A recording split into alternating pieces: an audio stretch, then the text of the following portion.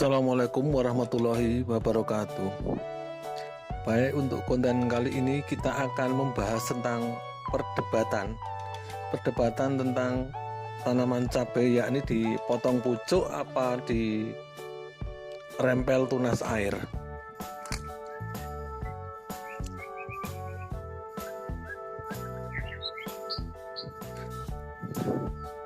Jadi gini ya,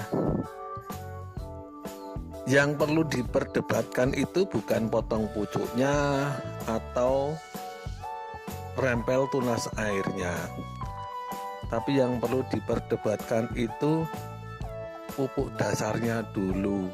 Percuma kita kalau debat kusir tentang bagusan yang mana antara potong pucuk dengan rempel tunas air kalau pupuk dasarnya tidak bagus. Tapi sebaliknya, kalau memang pupuk dasarnya bagus, itu maupun potong pucuk maupun rempel tunas air, bahkan dihabiskan sampai cabang Y, itu ya tetap bagus. Sekali lagi, yang perlu diperdebatkan itu pupuk dasarnya. Jadi gini, sekarang kita berada di lahan saya, ini kebetulan lahan saya, dan juga ini lahan basah ya, lahan tidak bisa buang air, maksudnya tidak lancar airnya. Jadi alhamdulillah sehat-sehat. Ini saya cuman menggunakan pupuk kompos. Alasan saya ini karena bulan Desember ya. Ini saya sengaja tanam pada musim hujan. Ini bulan Desember, curah hujan tinggi. Saya tidak mau mengatakan hujan ekstrim itu enggak. Curah hujan tinggi gitu aja. Nah, alhamdulillah lancar. Dan saya menggunakan cuman pupuk kompos. Alasannya kenapa? Sebab saya menganggap pupuk kompos itu netral. Netral dalam arti misalnya gini. Kalau pupuk kimia itu kan unsurnya dingin. Unsurnya dingin, maksud saya coba Anda perhatikan. Misalnya apalagi urea. Coba Anda pegang beli 1 kilo pupuk kimia, kemudian Anda celupkan tangan Anda, itu terasa dingin kayak es lah. Ya, itu kan nitrogen. Jadi kalau musim hujan hawanya dingin, udah dimasuki kayak es, ya dingin. Jadi kedinginan, layu. Dia akan mati, dia akan layu, tidak kuat. Karena kebanyakan unsur N yang dingin tadi, nitrogen tadi. Bahkan atau sebaliknya, kalau kita menggunakan unsur pakai pupuk kohe kalau nggak jadi, maksudnya belum matang, itu juga jadi bumerang juga. Kohe itu kan panas banget.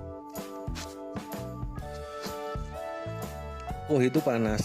Jadi coba Anda kalau kohe belum jadi itu kan belum matang itu kan panas. Kayak gas itu kan. Sebaliknya gitu juga.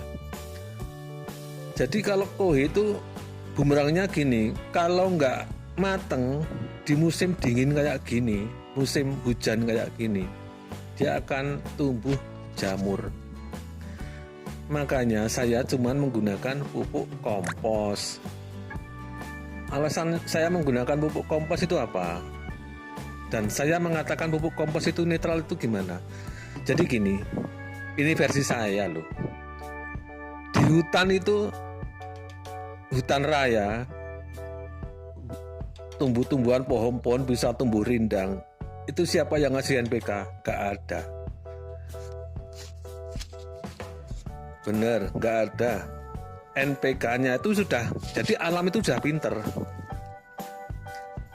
Jadi pupuknya ya cuman ranting-ranting yang sudah busuk, dahan-dahan, bahkan kotoran burung yang sudah membusuk. Itu makanan yang bagus buat tanaman. Jadi kembali ke perdebatan tadi ya. Sekarang di lahan saya ini ini saya tidak menggunakan dua perdebatan tadi, tidak potong pucuk, tidak potong tunas air. Jadi gini ya, kalau memang pupuknya bagus, ini tanaman ini sudah 35 hari. Kalau memang pupuk dasarnya bagus, dia akan bercabang banyak dan dia mampu bercabang banyak karena dia ditopang dari bawah, makanannya banyak. Yang saya lakukan cuma rempel daun. Alasan saya merempel daun itu satu, jadi makanan yang di bawah yang dimakan tumbuh-tumbuhan itu maksud saya, itu kan diserap oleh batang, daun, dan nantinya bunga dan buah. Sekarang untuk buah kita kurangi, untuk daun kita kurangi. Jadi saya potong aja. Itu gunanya banyak banget. Jadi yang dibutuhkan tanam itu selain pupuk ya sinar matahari. Jadi kesimpulannya, selain nanti suplai makanan itu difokuskan ke pembentukan batang dan juga buah, maksud saya dilarikan itu, dan juga sinar matahari itu bisa tembus, jadi sirkulasi itu bisa lancar. Sebab ini di musim penghujan gini, kelembapan sangat berpengaruh nanti kelangsungan hidup tanaman. Ini kebetulan lahannya basah kayak gini, ini sangat rentan sekali.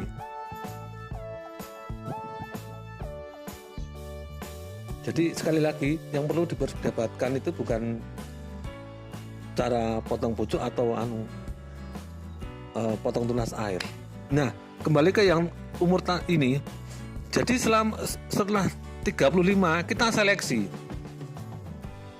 Kita akan bisa melihat nanti, oh ini cabang biarpun ada 5, 6 atau 7 yang besar-besar, berarti tanaman itu dan pupuk dasarnya itu banyak dan tanaman itu mampu menghasilkan batang-batang yang banyak.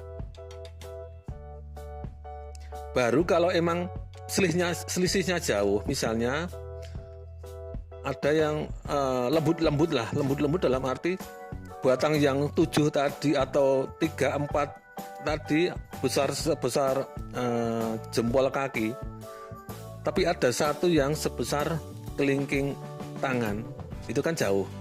Yang kelingking tangan kita potong tidak apa-apa. Yang jelas jarak umur lebih kurang 1 bulan sampai 35 hari itu kita seleksi. Nanti yang gede-gede yang kita ambil aja. Yang kecil-kecil kalau terlalu jauh, dah tinggalkan aja. Kemudian dipotong yang daun-daunnya saja. Itu tadi berhubungan dengan kelembapan dan sirkulasi udara dan juga sinar matahari yang cukup. Jadi tidak usah kita ayel-ayelan, kita berdebat. Udah kasih pupuk yang bagus aja dulu, nanti dia akan ngerti. Jadi alam itu lebih pintar kok. Alam itu lebih pintar.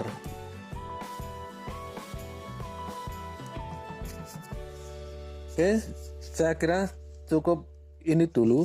Jika ada salah, saya mohon maaf yang sebesar-besarnya. Dan jika ini ilmu bermanfaat, monggo bisa diterapkan. Sekali lagi, ini lahan ini yang di gulutan ini saya tidak menggunakan pupuk kimia sebutir pun.